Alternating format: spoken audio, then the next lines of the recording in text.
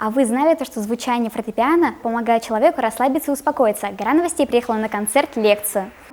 Учащиеся и преподаватели фортепианного отдела музыкальной школы номер 1 имени Наримана Сабитова принимают участие в концерт-лекции «Традиции фортепианной школы России и Башкортостана». Выступающие ребята от совсем маленьких до взрослых учеников. Они исполняют произведения советских, русских и башкирских композиторов. Перед выступлением каждый настраивается, вспоминает свой номер и погружается в образ. И из-за этого номера получаются еще невероятнее. Есения, расскажи, как ты выступила? Я играла ансамбль, и выступили мы хорошо. Этот ансамбль мы играем уже целый год, и поэтому мы уже в него выигрались давно. Это ансамбль очень сложный, композитор Гайден. Нас слушают родители и профессиональные музыканты, и они нам очень долго хлопали, что было очень приятно для нас. Как сработаться в ансамбле? Ну, в первую очередь нужно найти общение с человеком, с которым ты играешь, подружиться. А в остальном надо слушать, это очень прям важно в ансамбле, и чувствовать просто человека.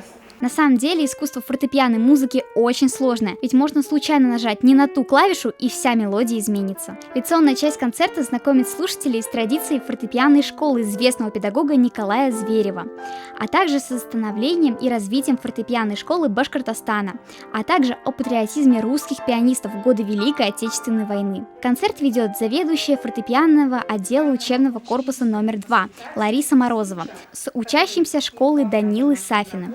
Опус 67, номер 2. Исполняет Артем Бустанов.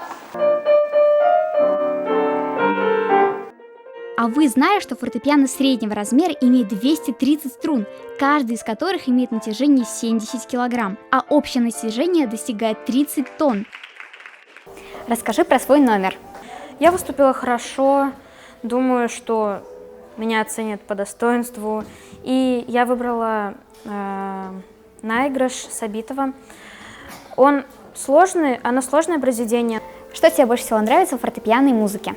То, что играю на клавишах, даже когда я играю, я иногда смотрю вверх, потому что всегда наверху идет музыка, и удобнее слушать, если смотришь наверх.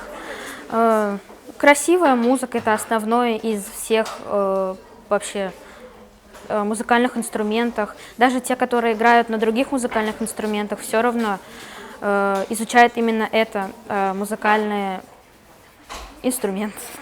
Фортепиано называют королем музыкальных инструментов, потому что он охватывает весь спектр звучания всех инструментов в оркестре, потому что на нем можно сыграть очень низкие ноты и также высокие.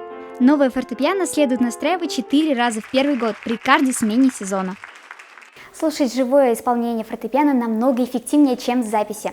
Это нам доказали ребята из этой музыкальной школы. Карина Попникова, Рамазан Мусин. Специально для Горы новостей.